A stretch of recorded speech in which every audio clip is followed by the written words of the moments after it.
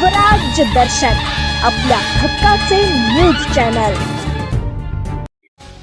नागोठणे कुहिरे गावासमोर रिलायन्सच्या नव्या प्रवेशद्वाराला ग्रामस्थांचा विरोध, नागरिकांच्या सुरक्षेचा मुद्दा ऐरणीवर। रायगड जिल्ह्यातील कुहिरे गावासमोर रिलायन्स नागोठणे कंपनीकडून नवीन प्रवेशद्वार सुरू करण्याच्या हालचालींना ग्रामस्थांनी तीव्र विरोध दर्शवला आहे। स्थानिक नागरिकांशी कोणतीही सविस्तर चर्चा न करता तसेच आवश्यक परवानग्यांबाबत स्पष्टता नसताना हे गेट सुरू करण्याचा प्रयत्न होत असल्याचा आरोप ग्रामस्थांनी केला आहे।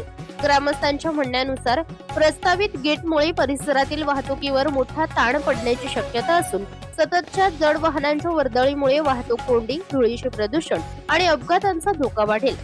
या मार्गाचा वापर शालेय विद्यार्थी, महिला, ज्येष्ठ नागरिक आणि स्थानिक नागरिक मोठ्या प्रमाणावर करत असल्याने त्यांच्या सुरक्षिततेचा गंभीर प्रश्न निर्माण होणार असल्याची भीती व्यक्त करण्यात येत आहे। ग्रामस्थांनी प्रशासन आणि कंपनीकडे नागरिकांच्या सुरक्षेला सर्वोच्च प्राधान्य देण्याची मागणी केली आहे। याच संदर्भात तातडीने ग्रामस्थांसोबत बैठक घेऊन त्यांच्या शंका आणि अपेक्षांवर चर्चा करावी, तसेच सर्व आवश्यक परवानग्यांची माहिती सार्वजनिक करावी आणि अशी मागणीही करण्यात आली आहे।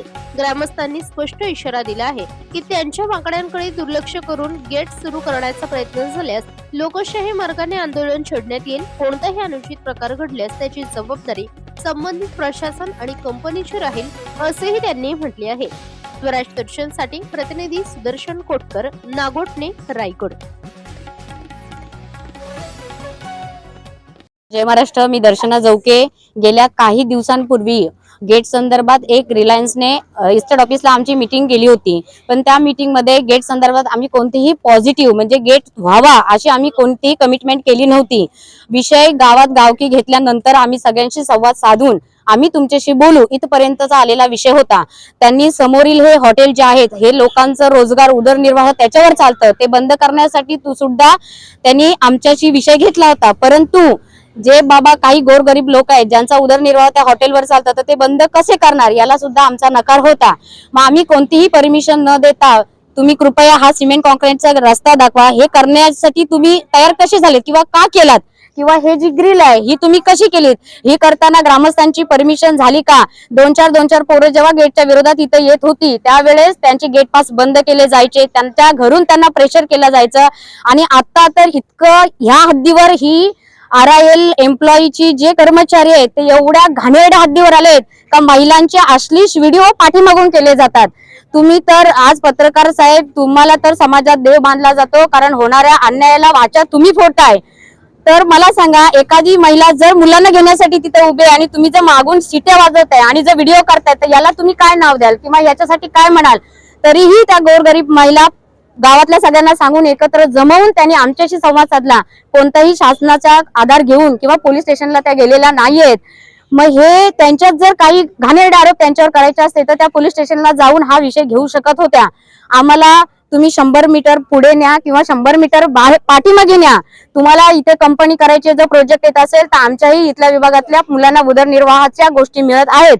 आमचा त्या गेटला विरोध नाही, परंतु आम्ही झालेल्या मीटिंग मध्ये तेव्हा सुद्धा असंच सांगितलं होतं की तुम्ही 100 मीटर पुढे किंवा 100 मीटर पाठी न्या, आम्हाला इथेही कोणत्या प्रकारचा गेट नको आहे। आणि जर रिलायन्स इथं आमच्यावर जबरदस्ती करू पाहत असेल तर त्याला पुरुष, आमच्या गावातले पुरुष बाजूला असतील, महिला पदाधिकारी किंवा महिला मंडळ सगळे येऊन इथं ठिय्या मांडून बसतील, त्याला जबाबदार ही रिलायन्स असेल। हे मी म्हणत नाही, तर इथल्या सगळ्या जमलेल्या महिला जमतायत, हे सगळ्या महिलांचं मत आहे। आतापर्यंत खूप वर्ष, आज मी माझं शिक्षण हे रिलायन्स स्कूल मधून झालेलं आहे। आम्ही बरेच वेळा, माझे आई वडील सुद्धा मला इथे घ्यायला आलेत, पण असे कोणी व्हिडिओ केलेला नाही, कोणी शिट्ट्या मारलेल्या नाही। मग हे असली चाले करण्यासाठी जर हा गेट होत असेल तर आमच्या सर्व महिला आघाडीचा ह्या गेटला विरोध आहे। हा आमचा निरोप रिलायन्स इंडस्ट्रीला तुम्ही पोहोचवावा। आणि दुसरी गोष्ट, या म्हणजे या माध्यमातून मी तुम्हा सर्वांना सांगू इच्छिते की इथला कोणताही हॉटेल हा बंद करण्यात येणार नाही। आणि हा गेट गेल्या काही दिवसात गावकऱ्यांशी संवाद साधून जर गेट बंद केला नाही तर इथं ठिय्या आंदोलन केलं जाईल। त्याच्यात जर कोणाचं नुकसान झालं तर त्याला जबाबदार ही कंपनी असेल। आणि अजून एक महत्वाचा मुद्दा, ही जिथं हा रस्ता आहे, हा जिथं गेट आहे तिथं शेती आम्ही आहेत, आम्ही तिथले प्रकल्पग्रस्त आहोत। आमची पोरं दुसऱ्या कंपनीत जाऊन रोजगार करणार, काम करणार आणि इथून येणारे आज अलिबागची सांगा तुमचं काय म्हणणं आहे? आमच्या टायमिंग नुसार आम्ही आमच्या मुलांना न्यायला आलो होतो इथं, म्हणजे आता स्कूलची बस येतोपर्यंत आम्ही तर वाट बघत होतो आणि आतमध्ये जे काही सिक्युरिटी होते ते पाठवून व्हिडिओ करत होते आणि पाठवून शिट्या मारत होते आणि गाडी काढा शिट्ट्या मारत होते, व्हिडिओ करत होते. मग ते कुठल्या हेतून येत आमची शूटिंग म्हणजे पाठीमागून शूटिंग करत होते.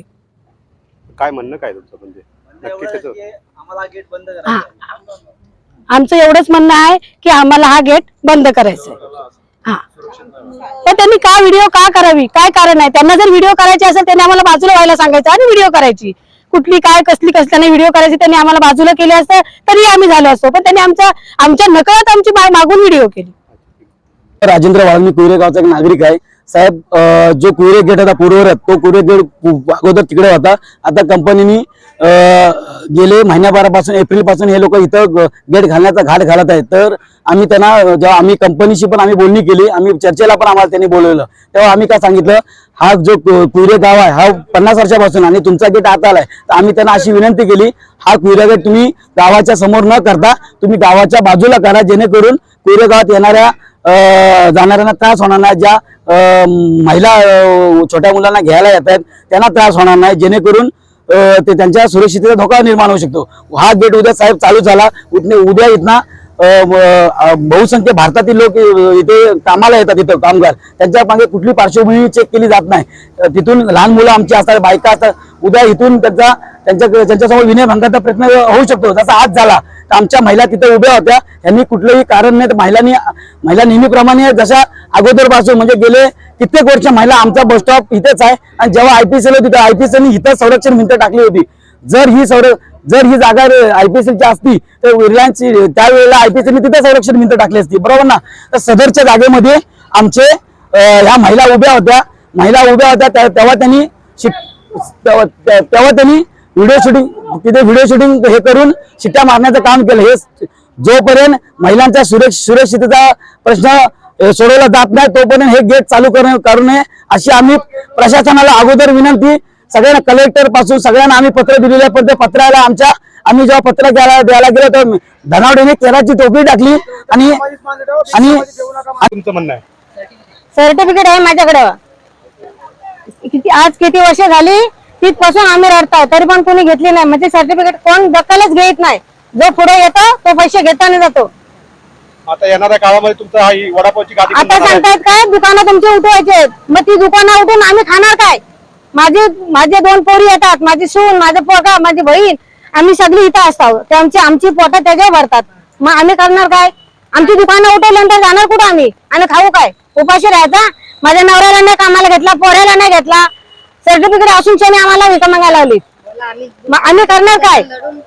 एवढे वर्ष आम्ही 2 महिने दोघा नवऱ्या जेल भोगली, 21 दिवस उपोषण केला आम्ही दोघं जण तिकडे 2 महिने 2 महिने दोघं जण, आणि लहान पोरं टाकून शनी मी पोरांना टाकून शनी जेलमध्ये गेलो. का तर माझ्याकडे सर्टिफिकेट आहे, पोराला कामाला लागेल, माझ्या नवऱ्या लागेल, नवरा नाही लागताना पोरं पण नाही लागला. अजून परत आमची तीच चालले त्यांची फसवणूक. इथं मीटिंग असली तरी त्याला पैसे दे, ह्याला पैसे दे, पैसे भर, अमुक कर. आमचा माझ्या नुसता पैसाच जातोय. एवढ्याच कंपनीला बॅगा भरून शेण पैसे द्यायला नाही भेटला आम्हाला.